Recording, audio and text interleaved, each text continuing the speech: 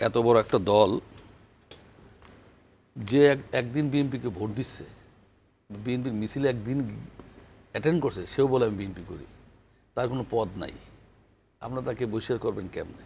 হ্যাঁ, সেখানে আপনার আপনার এই এই এই এই যে ঘটনাটা আমি বললাম মিটফুটের, তার পরিচয় জানা দরকার নাই। বিএনপি পৃষ্ঠপোষকতা করতেছে কিনা এটা দেখবেন, যেটা বিগত আওয়ামী লীগ আমল হয়েছে, রাষ্ট্রীয় দলীয় পৃষ্ঠপোষকতায় সন্ত্রাস। যেমন আপনি মনে করে দেই বইটা আরবার হত্যা, আপনার 10 টুকরা পুরান ঢাকা হয়েছিল, এই 2 আসামির সাথে আমার জেলখানায় দেখা হয়েছিল। আপনার সপ্তম আপনার এই এই বিশ্বজিৎ আর বিশ্বজিৎ মনে হয়েছিল, বলছিল যে আমি হিন্দু হিন্দু। আপনার আপনার আর একটা মনে করেন, আপনি 2007 সালে পল্টনে হত্যা করে নৃত্য করেছিল, তাদের জামাত ইসলাম থানায় মামলা নেওয়া হয়নি, বরঞ্চ তাদেরকে পৃষ্ঠপোষকতা দেওয়া হয়েছিল। এটা বিএনপি করে কিনা দেখেন, ক্ষমতা তো বিএনপি নাই, আইন শৃঙ্খলা বাহিনীকে বিএনপি কোনোভাবে করুণা দেখায় কিনা এদের এদের বিরুদ্ধে কিছু করা যাবে না, সেই জায়গায় দেখবেন ন বিএনপি সেই জায়গা নাই।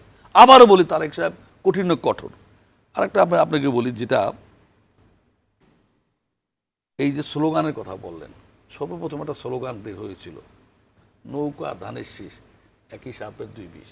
আমি এনসিসিপি করছে অমুক করছে এটা বলতে চাই না, কারণ আমার পার্সোনাল রিয়েলাইজেশন আছে এই স্লোগান নিয়ে।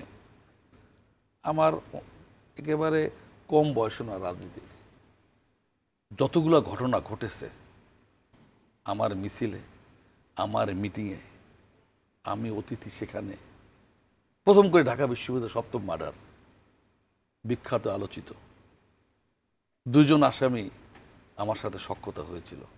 পার্সোনালি আমি জিজ্ঞাসা করেছি, একজন বিদেশে আছে, একজন মারা গেছে, তুচ্ছ ঘটনা নিয়ে, জানেন, পেঁয়াজু খাওয়া নিয়ে, আদৌ কোনো পরিকল্পিত নয়। এরকম আমি দেখেছি। আমি মিছিল নিয়ে গেলাম এরশাদের সময়, পাশে ছাত্রলীগের মিছিল, বন্ধু বান্ধব ঈদ ধরছে, জামা টান ধরছে, তাক আর কি চুরমার, মিছিল ভাঙ্গা হয়ে গেল, মিটিং ভাঙ্গা হয়ে গেল। এইটা এরকম কিছু ঘটনা ঘটে, পরিকল্পিত নয়, দলের সিদ্ধান্ত নয়। এই যে ধরেন নৌকা ধানের শীষ একই সাথে 2 বিষ, অথবা এনসিসি এখন দিলা দিল, হ্যাঁ না, আমি বলে প্রথম সর্বপ্রথম আমি বলি কোথায় দেখছি, সার্কিট হাউস রোজ দিয়ে ভিতর দিয়ে আসলে, এখান দিয়ে বেলিয়ে ঢুকলে আমি নিজে তাকাই দেখছি।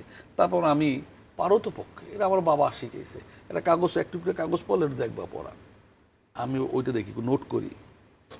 আমি বিভিন্ন স্কুলে শিক্ষা প্রতিষ্ঠানে দেখেন লেখা থাকে এরকম কিছু, আমি এই স্লোগানগুলো দেখি। 24শে আগস্টের পর এই জুলাইয়ের পর যেগুলো হয়েছে, আমি দেখি কোনটা আমার জন্য শিক্ষণীয়। হ্যাঁ, এরকম হয়েছে। এই স্লোগানটা যখন আমি প্রথম দেখি, আমি নিজে নিজে ভাবছি কোন দিকে যাচ্ছে।